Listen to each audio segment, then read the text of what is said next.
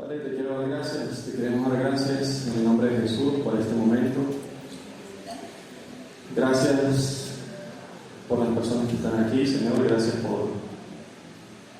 porque solamente tú eres el que conoce los propósitos de las personas, y te pedimos en el nombre de Jesús ahora que nuestro corazón esté dispuesto a ser enseñado por ti, a ser instruido por ti.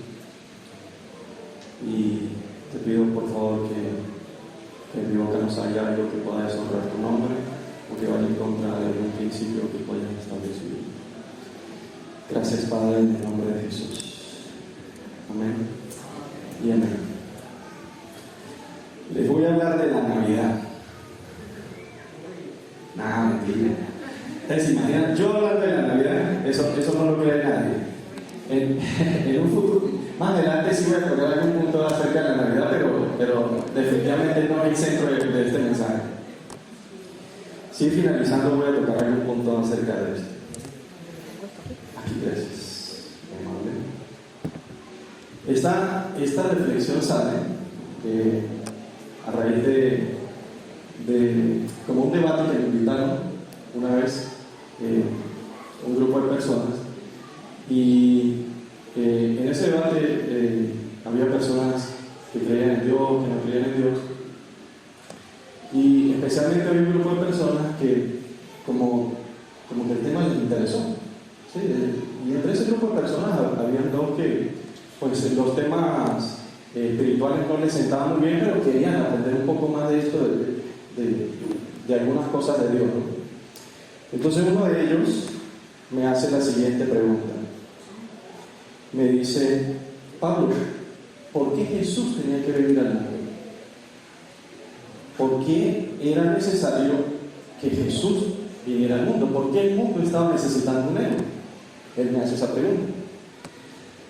Y el problema con este tipo de debates es que uno no sabe qué le van a preguntar y difícilmente está preparado para eso. Entonces, lo que le respondí fue: el mundo estaba necesitando más que un héroe, estaba necesitando un salvador, ¿no? Y le decía, era necesario que literalmente alguien viniera a dividir la historia. Era necesario eso. Entonces, en el momento en que pensaba en qué responderle, yo decía, no puedo responderle a una persona con temas doctrinales, porque no es de su interés. Es algo que si yo le respondo a él como cosas como, no, lo que pasa es que esa es la soberanía de Dios, esa persona no entiende eso. O que le diga, no, que es la soberanía de Dios, o que la persona, o que le responda, no, es que ese es el plan perfecto de Dios. Una persona que no está interesada en las cosas de Dios, eso ni le va ni le viene. Eso no es un argumento suficiente como para que él pueda reflexionar en que, sí, pues es verdad. No. Y entonces simplemente lo que hice fue apelar al argumento histórico registrado de por qué era necesario que Jesús irrumpiera en la historia. Y eso es lo que les quiero compartir. La óptica de este mensaje cambia un poquito el enfoque, no va a ser doctrinal. Al final un poco, pero no va a ser tan doctrinal, sino le voy a dar un enfoque histórico para que podamos entender por qué era necesario que Jesús viniera, por qué era necesario un Salvador a través de la historia. Entonces, fíjense esto. Cuando Jesús entra en la escena histórica del mundo, ¿verdad? El mundo estaba iniciando una época de caos, nunca antes registrado en la historia escrita, nunca antes registrado a nivel mundial una época de caos como cuando Jesucristo nace y entra en la historia. Y vamos a ver un poco. Lucas capítulo 2, versículo 1, y lo vamos a ver para poder entenderlo un poco mejor. Les voy a explicar. Lucas capítulo 2, versículo 1. Dice: aconteció en aquellos días que se promulgó un edicto por parte de Augusto César que todo el mundo fuera empadronado. La pregunta es: ¿quién era Augusto César y por qué hizo ese mandamiento? ¿Quién era Augusto César? Augusto César era el emperador romano de la época. Él fue el primer emperador. Roma ya existía antes como república. Y se levanta un hombre llamado Augusto César, y el hombre era tan fuerte y tan cruel que él disuelve la república, mata a un poco de senadores, toma el poder y dice: ahora yo soy el emperador. Y ahora aquí se va a hacer lo que yo diga. Y todo el mundo se me va a censar porque yo necesito saber quiénes son los que están aquí. En ese momento nace Jesús. Ahí. Justo cuando Augusto César promueve esa ley. El hombre, a base de crueldad, empieza a instaurar su imperio. Y a diferencia de los otros imperios, Roma, cuando conquistaba, llegaba a una región y de por las malas, con mucha violencia, con mucho asesinato, imponía sus reglas. Los otros imperios antes de Roma, pues si usted quería, usted podía practicar sus costumbres, no pasa nada, solamente pague impuestos. Y no, Roma no hacía eso. Roma, de por las malas, instauraba su terror y mandaba a esas regiones que conquistaba a sus apóstoles. Eso es lo que, de ahí la palabra apóstol de enviado. ¿Y qué hacía esta gente? Esta gente llegaba a una región, los conquistaba, mataba a medio mundo y decía: ahora aquí se va a hacer esto y esto y esto que se hace en Roma, porque se tiene que hacer en todos lados. En el mejor de los casos, si las personas accedían eran esclavizadas. Ese era el mejor de los casos. Si la gente se ponía necia, los empalaban, los despellejaban, los exponían en las carreteras. Así de dulce era el imperio romano. Y ahí es donde Jesús entra en la escena histórica. Y como ustedes saben, el imperio romano dominó todo el mundo antiguo. Por tanto, estas prácticas estaban siendo llevadas a cabo en todo lo que se conocía como el mundo. Ese fue Augusto César. Después de Augusto César, es decir, cuando Jesús era un adolescente y un adulto, vino otro emperador llamado Tiberio César. Y Tiberio César tenía la linda costumbre y pasatiempo de practicar cualquier cantidad de perversiones sexuales. Él instaura en el imperio que está bien tener relaciones con niños, que los niños pueden ser sus esclavos sexuales.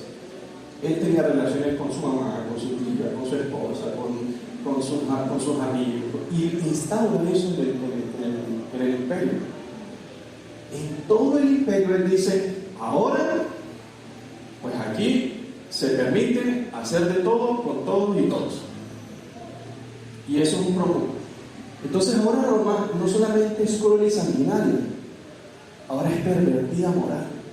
Y eso estaba en todo el mundo conocido. Después de la muerte y resurrección de Jesús, recuerda que estoy tocando el punto histórico para que usted sepa por qué era necesario que Jesús viniera. Después de la muerte y resurrección de Jesús, viene otro emperador llamado Calígula. ¿Alguien ha escuchado de Calígula? Bueno, Calígula hizo ver a su tío Tiberio como un santo. ¿Saben qué instauró Calígula en el Imperio Romano? Que debían tener relaciones sexuales con animales. Entonces ya no era solamente la perversión entre la misma especie, digamos, sino ahora con animales. Y eso se tiene que practicar en todo el imperio. Mire,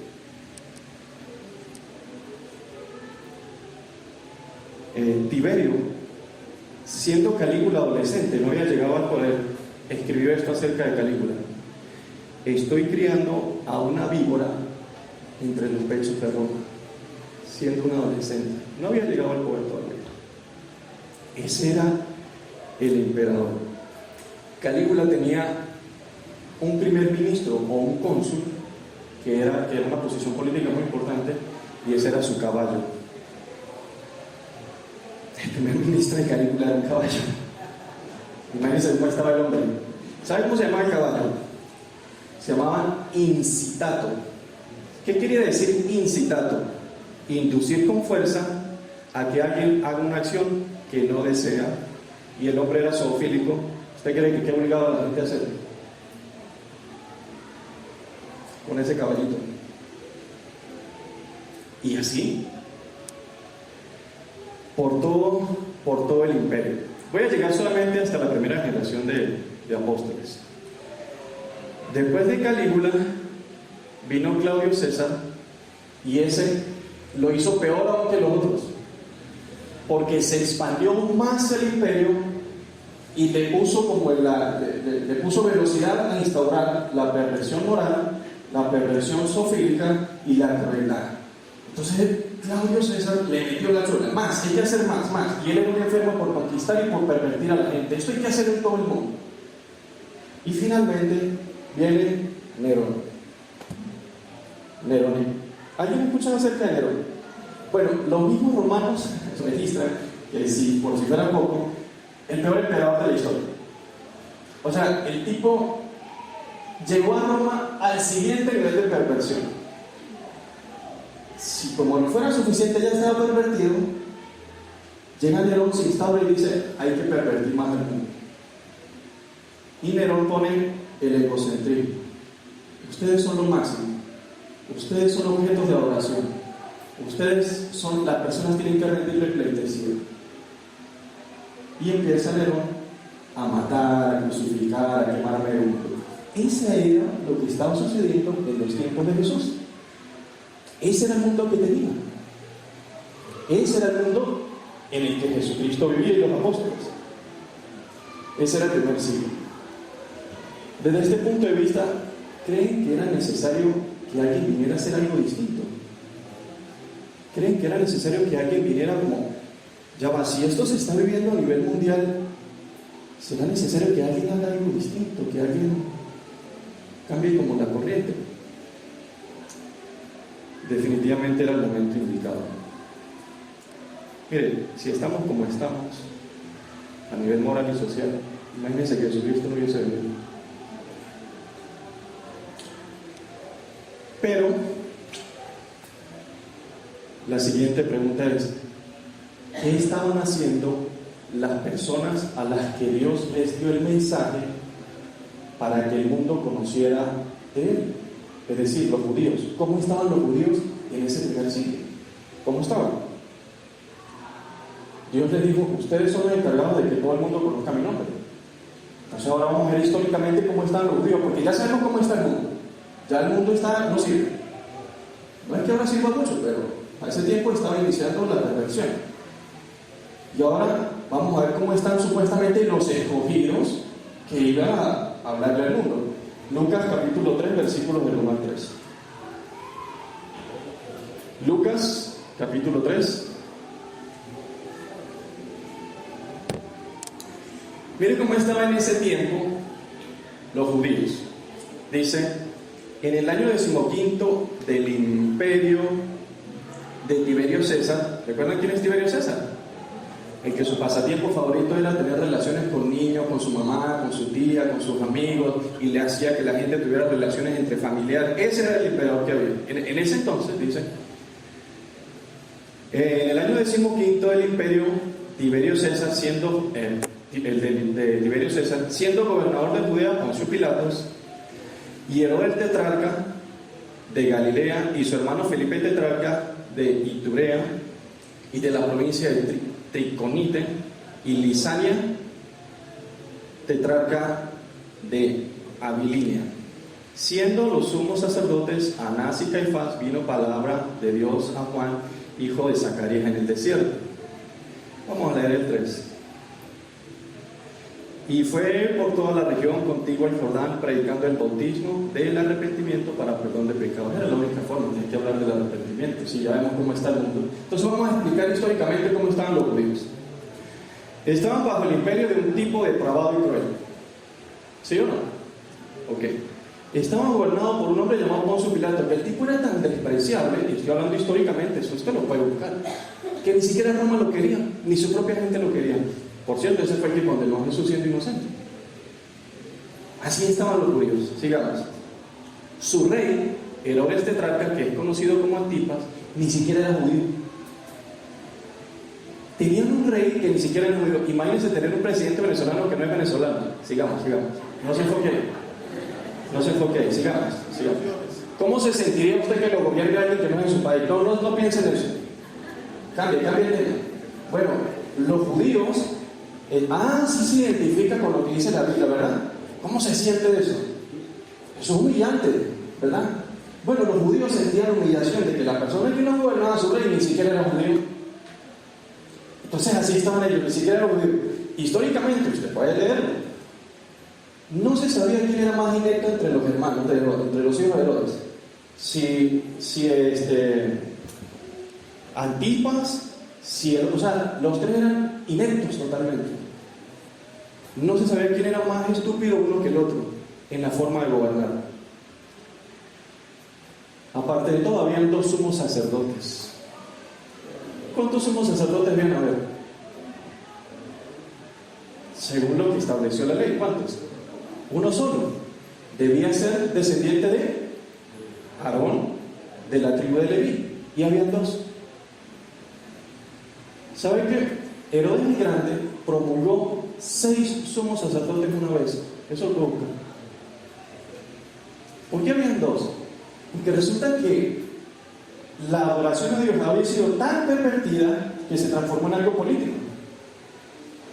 La política entró en el servicio a Dios y lo corrompió, y ahora los sumos sacerdotes los ponían o el gobernador romano o el rey que no era judío. ¿Cómo se imagina eso? ¿Usted cree que era necesario que alguien entrara en la escena histórica a decirnos no, así no es el cuento con Dios? ¿O si era necesario? Si era necesario que alguien justo en ese momento viniera a enseñar: así no son las cosas. Los mandamientos, los preceptos, las ordenanzas, todo en el primer siglo estaba dañado, contaminado, depravado. Entonces no solamente los judíos estaban mal, el mundo estaba mal, y estaba iniciando la perversión moral y de fe en el mundo. Y ahí es cuando Jesucristo entra. Ahí es cuando Jesucristo irrumpe en el tiempo.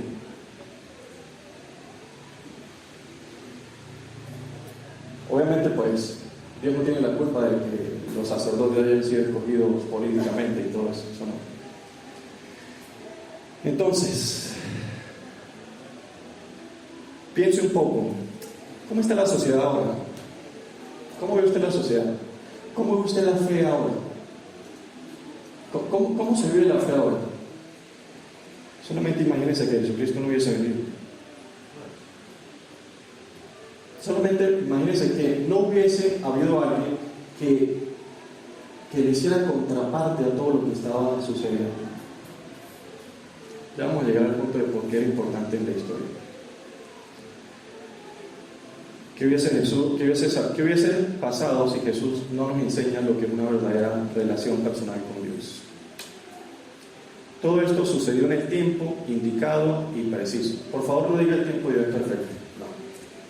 Sucedió en el tiempo indicado y preciso. ¿Por qué? Porque resulta que justo 30 años después de la muerte de Jesús, Nerón persigue a los cristianos.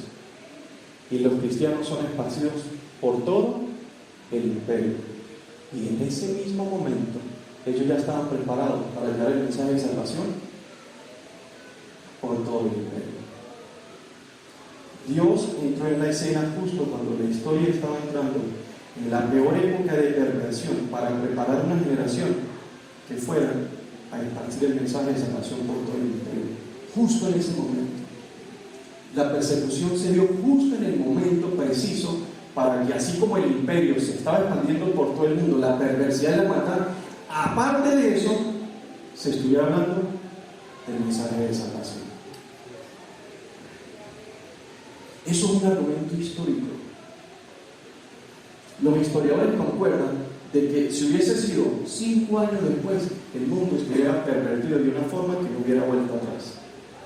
Si hubiese sido 5 años antes, el mensaje no hubiese calado en los oídos de las personas, porque la gente no la estaba pasando mal, porque el imperio no había conquistado, no estaban siendo cruelmente asesinados. Ese mensaje no hubiese llegado. Pero el mensaje llegó justo y a la par de la crueldad, la maldad y la depravación. Ese es el Dios que tenemos. Por eso era necesario que Jesús viniera justo en ese momento, para que hubiera antes de Cristo y un después de Cristo. Eso era necesario. Eso era necesario. Tenemos un Salvador que llegó justo en el momento indicado de la historia. Yo no sé si usted se alegra por eso, pero yo me alegro mucho por eso. Yo me alegro que no hayan pasado 5 años después, ni que hubiese sido 5 años antes, sino que fue en el momento indicado. Que justo cuando el imperio estaba expandiendo su maldad y su perversión, el evangelio se expandió con su bendición y con su salvación. Yo me alegro por eso.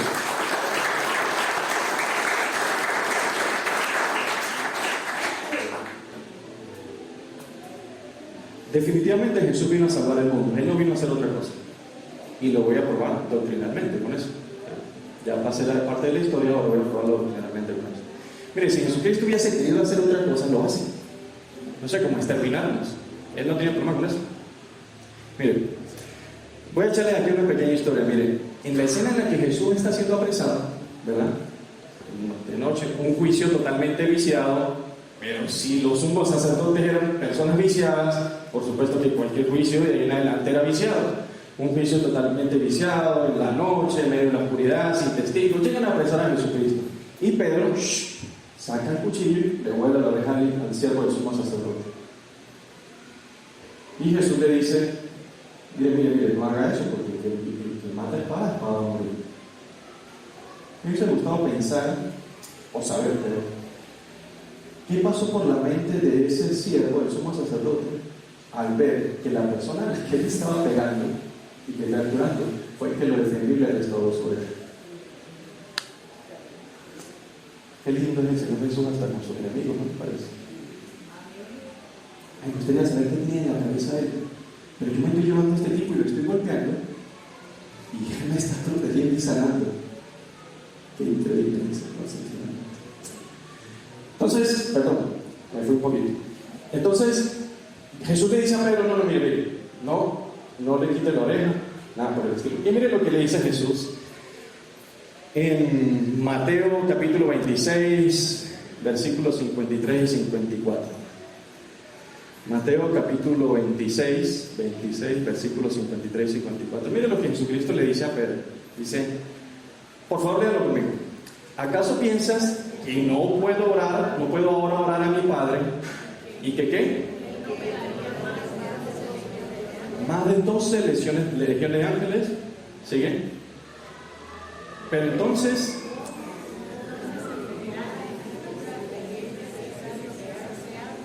¿cómo se va a cumplir esto? ¿Cómo se va a cumplir de que yo tengo que sufrir por la salvación de los demás? Mire, ¿ustedes creen que yo no puedo orar a mi Padre para que me envíe más de 12 legiones de ángeles? ¿Cuántos soldados representa una legión? Entre 4.000 y 6.000 soldados, ¿verdad? Desde el punto de vista romano, estamos tocando la historia. Entonces Roma conformaba sus legiones entre 4.000 y 6.000 soldados. Y Jesucristo dice más de 12 legiones. Eso está entre 48.000 y 72.000 soldados en ese momento a disposición de Jesús. Jesús está hablando y le dice: ¿usted cree que yo le puedo decir a Dios, a mi Padre, que me envíe 72.000 ángeles para que me defiendan? Ahora la pregunta es: ¿cuántas personas pueden matar un ángel? No, eso la Biblia lo dice, no lo sabía. ¿Usted piensa que le estoy mintiendo?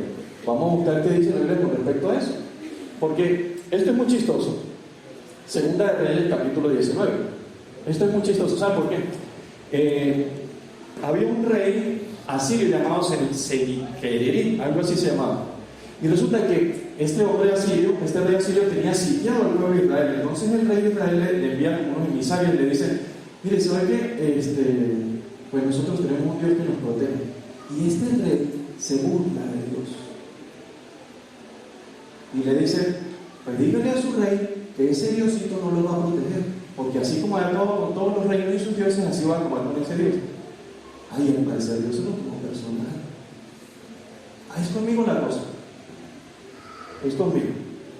Segunda de Reyes, capítulo 19, versículo 35. Por favor, léanlo. Dice, y aconteció que aquella misma noche, ¿salió qué?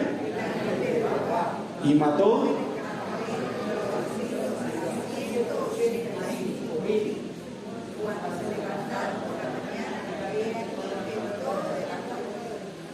Un solo ángel mató a 185,000 en una noche. ¿Cuántos ángeles?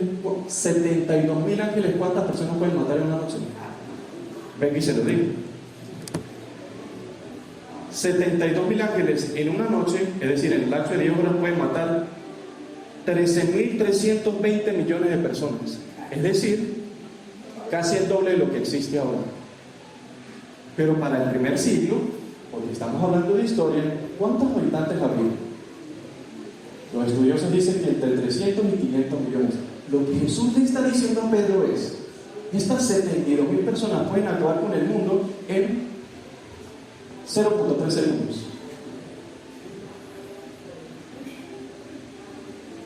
¿Usted cree que yo necesito que me defiendan? Mire, el tema de Jesucristo rompiendo en la historia no es un tema de poder. No se trata de poder. Porque no hay forma de que se pueda con Dios. Y Dios establece unos números que uno dice, pues yo no sé qué andaban pensando los sumos sacerdotes, pero definitivamente la labor de Jesucristo fue una labor salvadora. Pero cuando venga por segunda vez, que va a venir como conquistador, a regir con vara de hierro, con todos sus ángeles desde el cielo, ahí la cosa se va a poner buena. ¿Y que va a poner a sus enemigos? ¿En dónde? Por estrado de sus pies. Entonces ahí la cosa sí va a ser distinta. Pero cuando Él rompe la historia, Él llega como Salvador. Él no llega a matar a nadie. Él llega a dar una alternativa a todo lo que estaba sucediendo a nivel mundial y a nivel interno. Ese es nuestro Dios, así de poderoso. Solo le restaban 0,3 segundos para acabar con el mundo entero. Es más, pestañamos y no nos dimos cuenta que nos mató. Así de sencillo. ¿Qué les parece ese Jesucristo ahí cuando dijo, ustedes creen? Y dijo, y voy a hacer un poquito más literal, dijo que por lo menos me envíe 12 legiones, o sea, por lo menos 12. Puede ser que sea un poquito más, no vaya a ser que 0.3 se tarde mucho, tal vez 0.1 sea el número que ande buscando Dios. No, amigos, Jesucristo entra con su poder y su magnificencia en la historia, pero con amor. Él no entra de otra forma. Él no entra de una manera ostentosa ni nada por el estilo. Voy a tocar el punto navideño para finalizar este tema. No se reían, no sean malos conmigo. Miren, en esta época del año les quiero animar a hacer las cosas por las razones correctas. Porque sí, simplemente quiero animarlos a hacer las razones correctas. Les voy a pedir un favor, miren, no se metan en este tiempo, en esta época del año, sale mucha gente diciendo cosas como, Jesús no nació en este tiempo. Jesús no nació en este tiempo. Eso es una fiesta pagana. En ninguna parte de la Biblia Jesús pide que se le celebre el cumpleaños. Les voy a pedir un favor, no se metan en esa conversación. No vale la pena. Eso créanme que eso no tiene sentido. Porque eso primero no le suma el mensaje de salvación, que es lo más importante.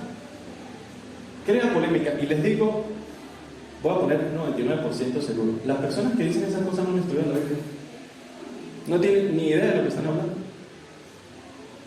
Además, pues es irrelevante el momento en que nació Jesús para el mensaje de la salvación. Entonces, por favor, no se metan en esos temas doctrinales. No tiene sentido meterse en esos temas, a menos que usted vaya a hacer un estudio bíblico o algo así. Pero por favor, no se metan. Por el contrario, aproveche cualquier momento del año, por ejemplo, como esta época, para homenajear al que un día irrumpió en el tiempo para salvarnos. Este sí es un buen momento para hacerlo, para homenajearlo a alguien, para homenajear a alguien que nos dio una alternativa a la perversidad, para homenajear a alguien que tenía toda la potestad de acabarnos, pero nos llenó de su amor. Este es el momento, si usted quiere homenajear a su Dios, al Señor Jesucristo. Eso se llama rendirle culto racional al Creador. Racional es saber por qué estoy haciendo las cosas de la forma correcta. Si yo le voy a rendir culto u homenaje a Jesucristo, yo tengo que hacerlo con las razones correctas. Imagínense un homenaje donde el homenajeado no es el centro de atracción. Eso se ve mucho en esta época. Miren,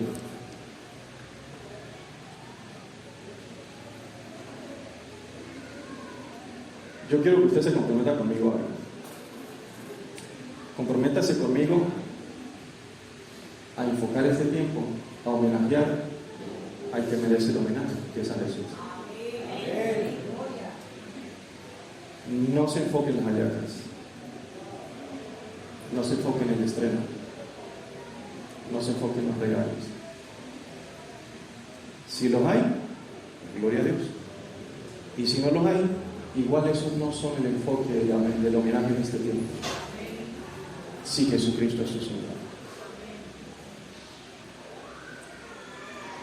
Porque primero Jesucristo no es un niño, que al niño usted le hace una fiesta y al niño lo llevan como bandera de guerra. Él no sabe ni qué está sucediendo. Todo el mundo disfruta la fiesta menos el niño. No. Si usted le va a hacer rendir culto racional a su Dios, él tiene que ser el centro de ese homenaje. Y todo lo que gira alrededor de ese homenaje tiene que ir enfocado en él.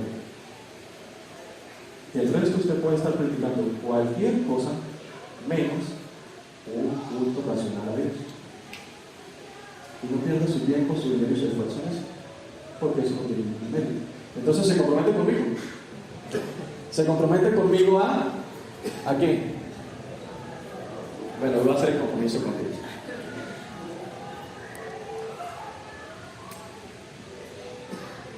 Finalmente quiero que, si puede, que se pongan sus pies y oremos para finalizar una pequeña conversación con nuestro Padre y reflexionar un poco en lo que acabamos de ver de manera histórica.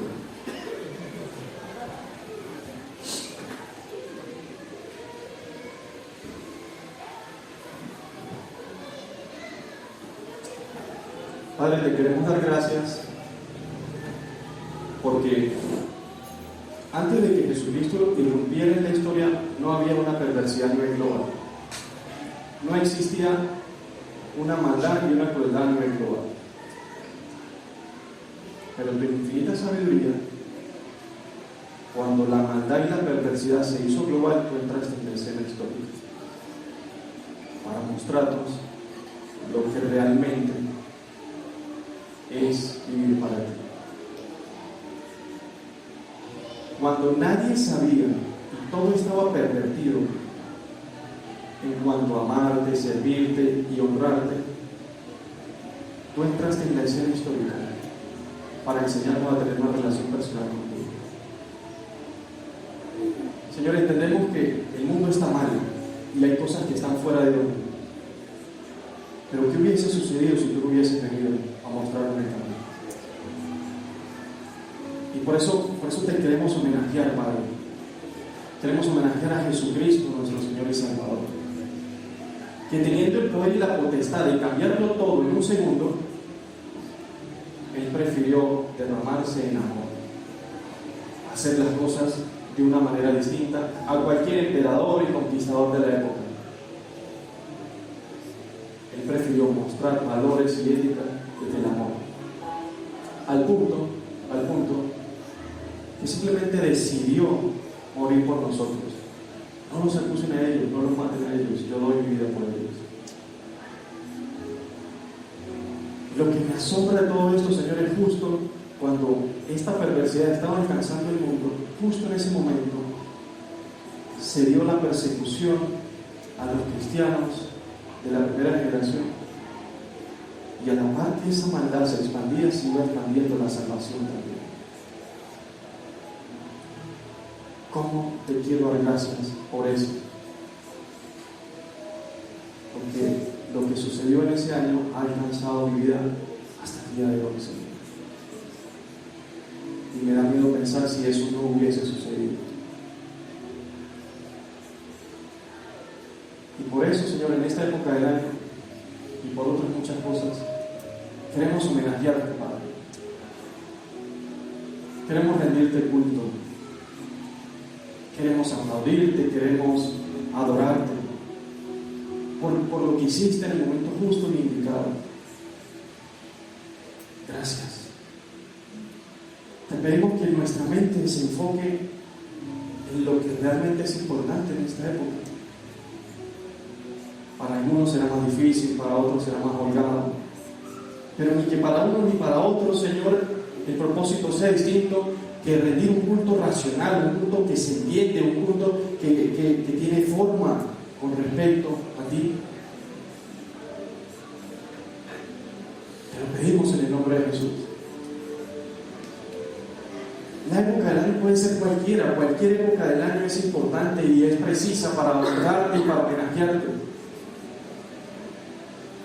Si en esta época el mundo se pone de acuerdo, pues vamos a hacerlo por las razones correctas, no dejándonos envolver por la cultura, por las tradiciones, que no necesariamente pueden ser malas, pero que nos pueden desenfocar.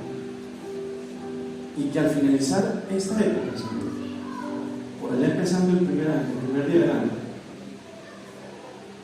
podamos levantar esta mano, la mano y decir: Señor, creo que te he homenajeado en este día.